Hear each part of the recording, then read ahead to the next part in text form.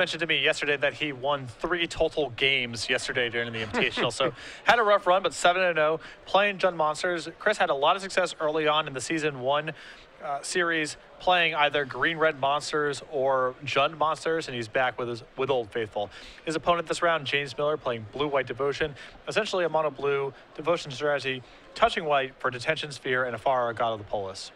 Yeah, Chris's version, I mean, he does have 3 copies of Dreadbore in the main. However, beyond that, he doesn't have a lot of other black cards in his main deck. He doesn't have the Reaper of the Wilds that we've seen some versions play. He likes Gorklan Rampager instead, so a little more aggressive. He has 1 copy of Sire Insanity main deck, though, so that's probably a concession to some of the Esper decks that he expected to see. Yeah, reasonable guess that you're going to play against a lot of control decks.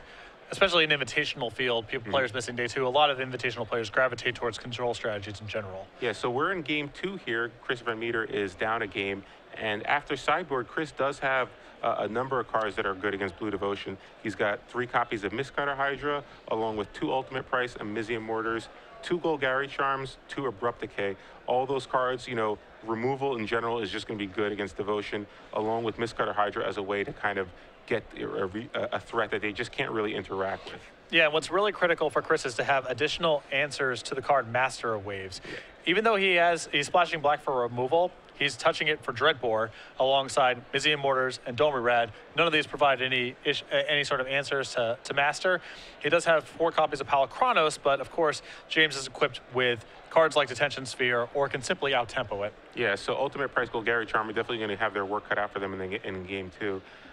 From Shame's side of the board, what does he have?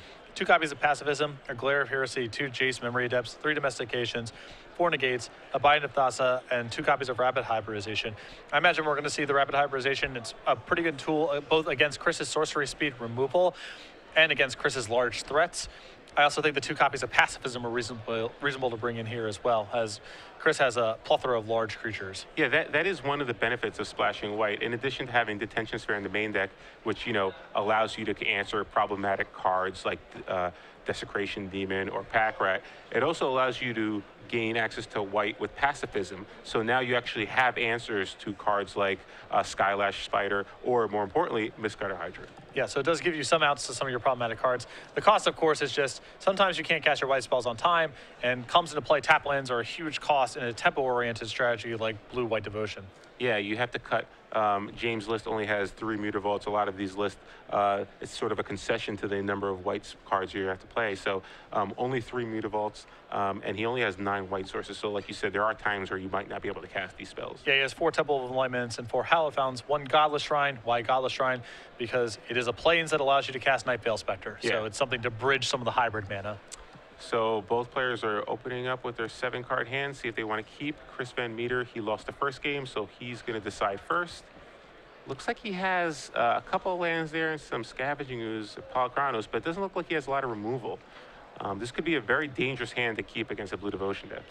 And no acceleration either. Yeah, no acceleration. Yeah, so Chris did not like that hand. He's going to pack it in and try to go for a 6-card hand here. And against a deck like Blue-White Devotion, even though it's not the same as Mono Blue Devotion, it still plays, majority of the cards are the same, so it's basically still just a tempo deck.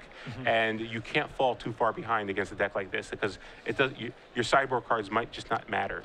Yeah, you basically have Detention Sphere replacing some number of Rapid Hybridization slots, and then you have a Farah, God of the Polis, replacing a Biden or a Jace. Their functionality is fairly similar. Yeah. But it's a lot of the same tools. Interesting here, it looks like James has 3 copies of Omen Speaker in his main deck, and only 3 copies of Frostburn Weird. So it looks like he's playing a slightly different list than some of the decks we've seen. We don't really see Mono Blue Devotion play Omen Speaker in the main. Yeah, the last time I really saw it featured heavily was Milton Figueroa had 4 copies in his Orlando SCG Orlando Open deck that he top-8'd with, perhaps even advanced to the top 4. And he was playing that in lieu of Frostburn Weird. You don't see it very often here, but it is worth noting that James, you know, he is playing a Godless Shrine. His spells don't come into play necessarily on time as much, so having a spell that's a little bit easier to cast can be a value to him. So much better opener here for Chris. He has 2 lands, and there's a Sylvan Carrotage, which is one of the important cards in this matchup. Again, being a tempo-based, playing as a tempo-based deck, you want to make sure you can kind of ramp your mana a little bit. Yeah, and Chris really getting rewarded for that mulligan. That's, I think, a hand that a lot of players would just no questions asked keep. You know, you have some lands and some spells, but Chris realizes the tools he needs for the matchup, goes back, looks for a better hand, and he's rewarded with a hand with acceleration and Mistcutter Hydra. Yeah, he makes a third land drop now, plays a second Sylvan Caryatid. He has a really good hand, too. He's got a Dreadbore, a Golgari Charm, along with a Mistcutter Hydra. So we could see a 4-4 Mistcutter Hydra come down next turn and put some serious pressure on James. James trying to figure out, he does have a Frostburn Weird in his hand. I believe he may actually have a land in a Thassa as well, so a lot of different options. Let's see. Yeah, it looks like he's got a lot of cards. Thassa, Nightveil Spectre, Frostburn Weird, Detention Sphere. So let's see if he wants to just play the Nightveil, the Thassa right here. Can't go wrong with playing a card like Thassa. Yeah, I'm traditionally a big fan of getting Thassa online as soon as possible, not only because you get to scry, but it puts tremendous pressure on your opponent, how they want to play the game against your Thassa going forward, because you can always threaten to get to 5 Devotion on each of your turns and hit them for a lot of damage. Yeah, so he does play Thassa. This will allow him to scry next turn, and he can play the Nightveil Spectre next turn, and Thassa will be online so he can attack with it. So Chris draws a second Mistcutter Hydra, so we're definitely going to see the first one come into play here. And Mistcutter Hydra gets cast as a 4-4, swinging, dropping James down to 16. So both players are now at 16 life. Yeah, and I think James was pretty happy to play, you know, something of a slower grinder game with this Thassa, but Chris has to speed it up here in the face of the Thassa. Now, James a little bit under the gun. Yeah, with drawing that second Mistcutter Hydra, Chris can effectively have James on a 2-turn clock here. And we know he likely has 2 copies of Pacifism in his hand, but in his deck, but doesn't have one currently in his hand. So he's going to be under a lot of pressure right here. He does have a Master of the Waves, so maybe he might want to try to cast the Nightveil Spectre here, swing in for 6, and then hope that the Master of Waves next turn can kind of buy him a little more pressure. Yeah, but Chris, with a Golgari Charm in his hand that we know about, gives him a lot of answers depending on which path James wants to take. He can simply blow up the Pacifism, or if James goes down the route of playing his Master of Waves, Chris is also armed with a good answer. Yeah, because I think James thinks he still wins this race, given the current situation. Yeah. He's not aware of the second Mistcutter Hydra, of course, but I think, yeah, you just want to attack for 6 here, because I think he still wins this race, given all things being said. And Chris draws a land for the turn. Don't really think he needs to play it untapped. I think if you just make another 4-4 Mistcutter Hydra, it's pretty much the same thing. It's a 2-turn clock no matter what. Well, there is some risk about, you know, James finding maybe a Mutavault to chump block one of your Mistcutter Hydras with, sets the race back.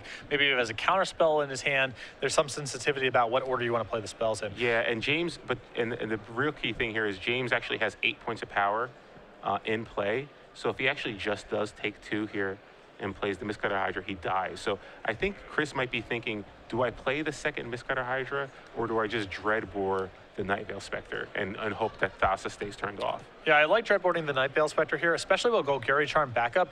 Even if James tries to reassemble Devotion with another Nightveil Spectre, you have a Golgari Charm to finish off the Judge's Familiar, which might set him back quite a bit.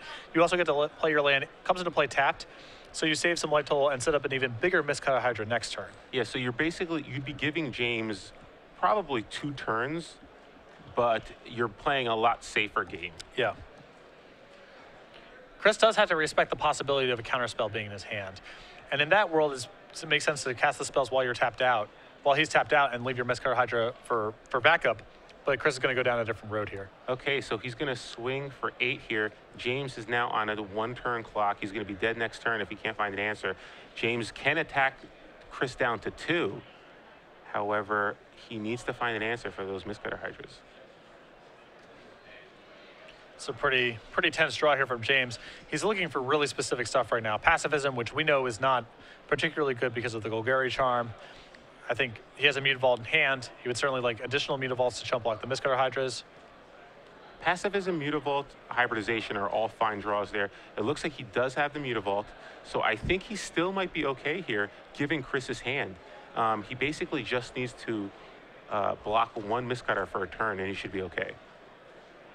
And he's going to swing over for 8, dropping Chris to 2. Nightveil Spectre will get triggered, revealing a Temple Abandon. He can't play that because obviously he has to cast the Mutavault this turn. So I'm with you. Yeah, I think he had to actually Doomblade the Nightveil Spectre that turn.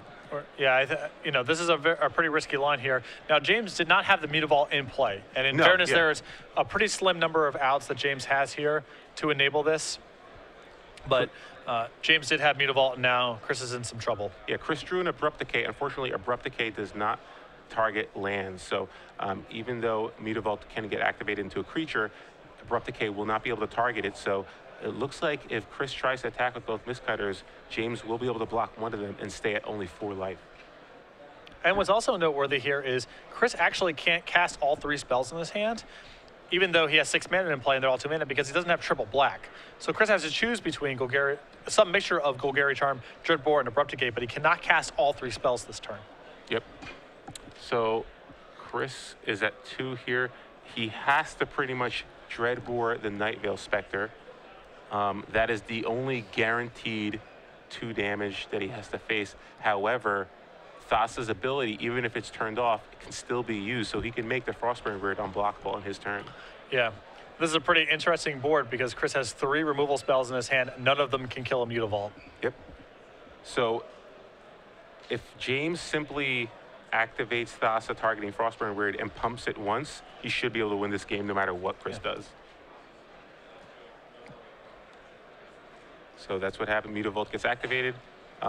James falls to 4. Let's see what Chris wants to do here. Let's see if he's going to Dreadbore that Nightveil Spectre. I have to imagine that's what we're going to see here. Yeah, I mean, at this point, Chris just has to hope that James cannot reassemble Devotion next turn. Yeah. And the good thing about Golgari Charm is it says it gives -1/-1 to all creatures. So he has the potential to kind of shrink everything. And maybe if James doesn't see it coming, the math might work out where Chris might survive at 1 life.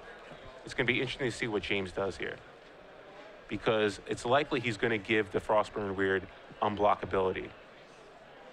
Currently, Thassa is turned off. He only has 4 Devotion. So if he wants to turn it back on, he's going to have to cast a spell this turn. Or he can just make Frostburn Weird unblockable and then pump it. But if he does that, then he loses to Abrupt Decay. Yeah, he has to suspect that something's up.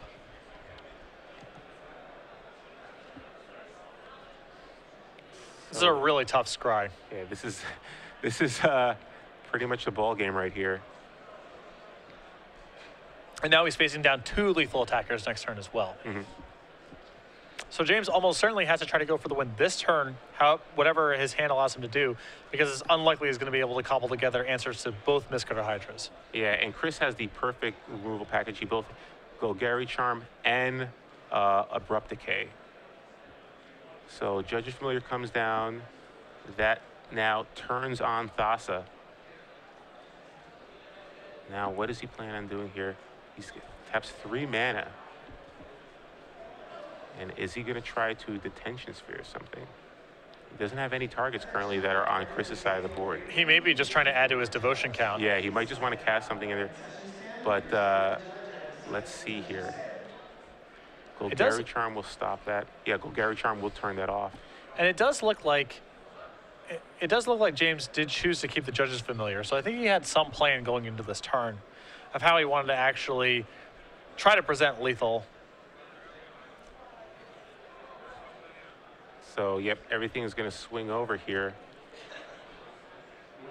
And he's going to activate Thassa's ability prior to blocking to make something unblockable. It looks like it's going to be a Frostburn Weird. And, yeah, so if he basically just casts Abrupt Decay targeting the Frostburn Weird, Thassa will no longer be a creature, and he will fall to 1.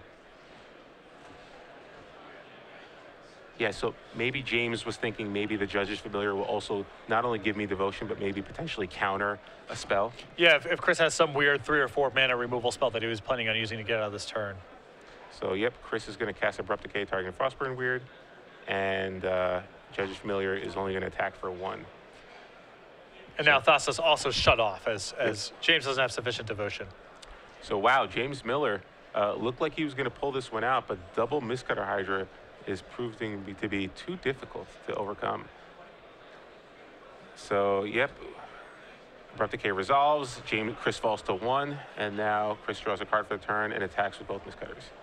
So James Miller falls to Chris VanMeter in the second game, and now we are tied up going into game 3. Yeah, pretty dramatic race there. And you can see, I think the matchup's pretty rough for Gen Monsters. Game 1, you take a lot of damage off your lands, you're a little bit inefficient, but Mistcutter Hydra gives you a really high quality threat. Yeah, and it just shows you that it's really, if that Mistcutter Hydra was anything else, this game is, even if it was a Stormbred Dragon, James probably wins this game. Unfortunately, James had to contend with just too many sideboard cards there. Abrupt Decay, Mistcutter Hydras, and the Golgari Charm as well. Yeah, with Chris being able to streamline his deck a little bit more, get some more cheap removal into the deck, and then have an awesome mana sink in Mistcutter Hydra, he gets a lot more game post-board. Yeah, cards like Xenagos the Reveler and Sire of Insanity, which he has in the main deck, are really poor against Blue-White Devotion. So he definitely wants to cut those out of his deck. So after board, his matchup gets a lot better.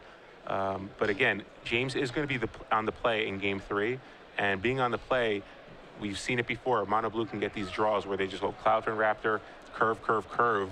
It's very difficult to beat that draw. Yeah, absolutely. So do you question the value of Detention Sphere in these post-board games? I mean, it can't target Sylvan Caryatid, it can't target Stormbreath Dragon or Mistcutter Hydra. I understand it's a good answer to Palakranos, but it seems like Chris is pretty light on Detention Sphere targets in the post-board games.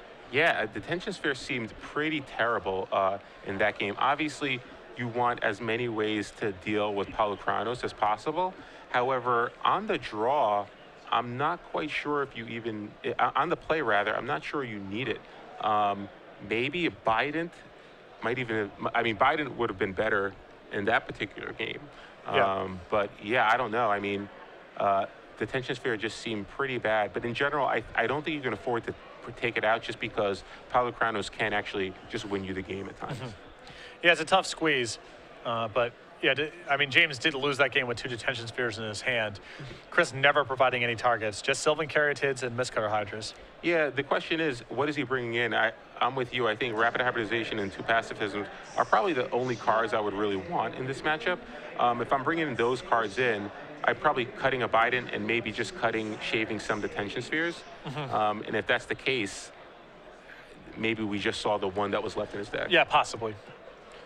Although I think it's really hard to get away from a card like Detention Sphere when you're thinking about playing against a deck like Green-Red Monsters or Jump Monsters, because you're used to having these Domries and Xenagoses and Reaper of the Wilds and all this big stuff. But a lot of the cards that it can target aren't really very good against you, Palakranos aside, and it can target a lot of the more problematic cards, specifically Mistcutter Hydra. Yeah, Omen Speaker's probably the worst card in this matchup in his deck. However, again, at least it still provides a devotion, smooths out your draws, and it's a 2-drop, which sometimes you just want to continue to make your curve. It could be, a card like Omen Speaker to me feels like necessary evil territory. He's not playing it because it's particularly good, but because he just simply needs to do something on turn 2. It adds to devotion, and since he's splashing white, the Scry is actually more valuable for him than a conventional blue devotion list, because he needs to find white mana or his powerful white cards. So James, both players kept their opening 7. However, James' opening 7 is actually pretty weak. He has 2 copies of Detention Sphere, which we mentioned we weren't even sure are very good in this matchup, and no 1-drop, which is really the key. Does have a weird on turn 2, though.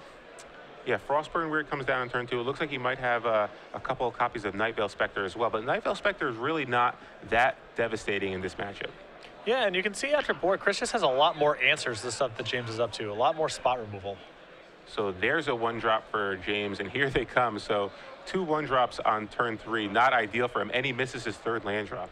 Yeah, now he's looking at a hand of Nightveil Spectre and Detention Spheres that are very far away from being castable.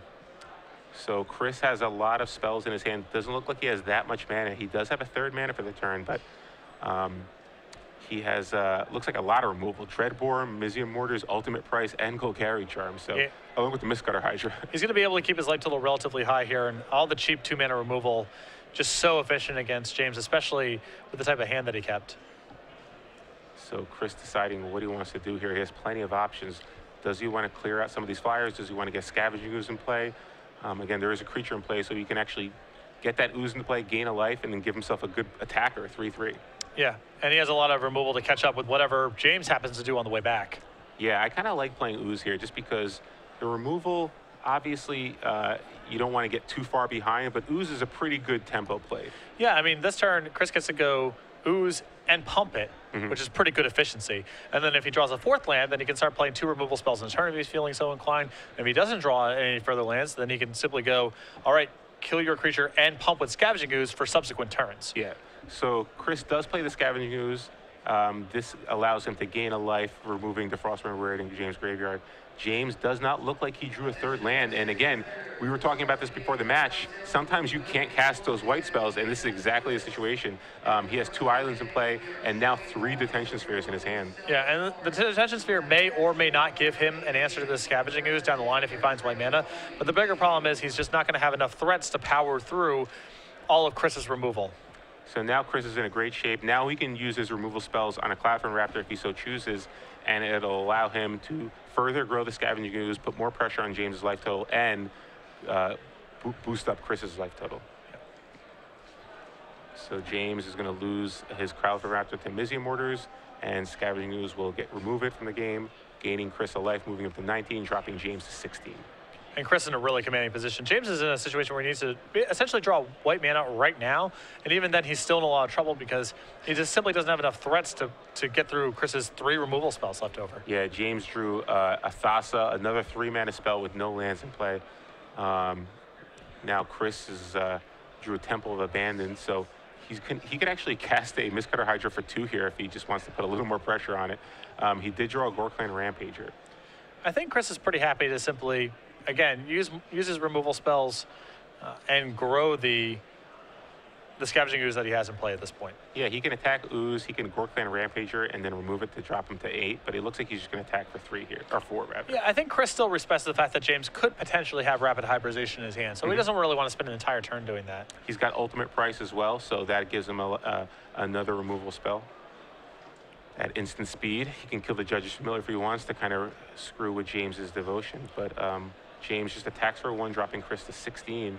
James finally draws a 3rd land. Unfortunately, it is not a white source. It is yet another island. Yeah, Ultimate Price traditionally pretty weak against Mono Blue Devotion, as they have Judge's Familiar, Frostbird, Weird, and Nightveil Spectre, that none of which touch it. But Chris is so specifically concerned with Master of Waves that he's willing to play such a card.